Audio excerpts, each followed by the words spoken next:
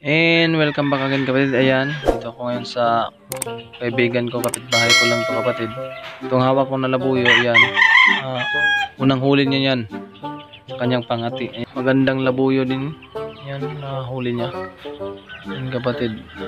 Tandaan ay katandaan na din yan. Na ano lang ganyan lang yung forma niya kasi natakot lang sa akin. Yan.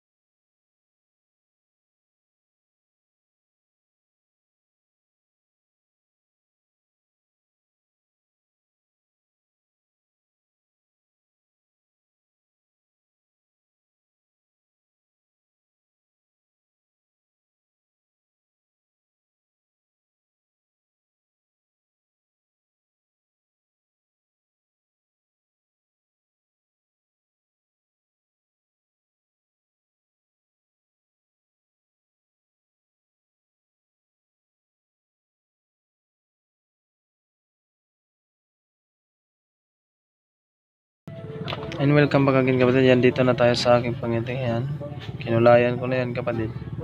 Kita nyo, kulay itim yung kinulay ko dyan, iba yung labas. Ayan, kinulayan ko yan kapatid. Yan nga, kita nyo naman sa ano ko, sa unang vlog ko kapatid nga, kulay white yung kulay nya. Kinulayan natin kasi ito yung ano natin, kasi ito ba yung na-condition, yung pure labuyo natin, hindi pa yung condition masyado. Ito yung sasabak natin. Yan, kita nyo, ang ganda na ng kulay. Yan, takot sa sipi kapatid. Yan, hindi tumitalaw. Ang takot lang. Yan. Yan pang ano natin yan. Tingnan natin kung makahuli niya. Wala pang huli niya kapatid. Yan, yan, ginawa ko na lang siya dyan sa ano ng mga babae. Breed.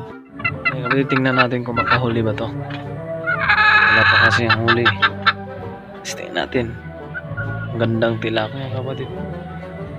Ano ka talaga. Pure labuyo yung tilak niya. Yan yung ano niya, rinibreed niya. Yan, isa din yan, matanda na yan. Kita niya. Ayan kapatid, ito na yung isa kong pinakondisyon natin. Yan, pinapainom ko ng B50. Ayan, at saka meron din ako na yung tubig na yan, electrolytes yung pinapinom ko. Yan, multivitamins din yan, electrolytes. Ayan kapatid, yung ating labuyo, yan, kinondisyon natin. Ayan, pinaliguan ko yan kanina. Nakita nyo yung balahibo niya, kinis na. Kaya ganyan talaga. Yung condition, dapat aruga talaga ng masyado. Kaya yan, sana makahuli ito. Yun nga, tingnan lang natin. Ano nga kapatid, yan, iba na din yung kinulong niya dito. Iba na namang manok. Yan, yan. Yan, nakita nyo yung ano niya.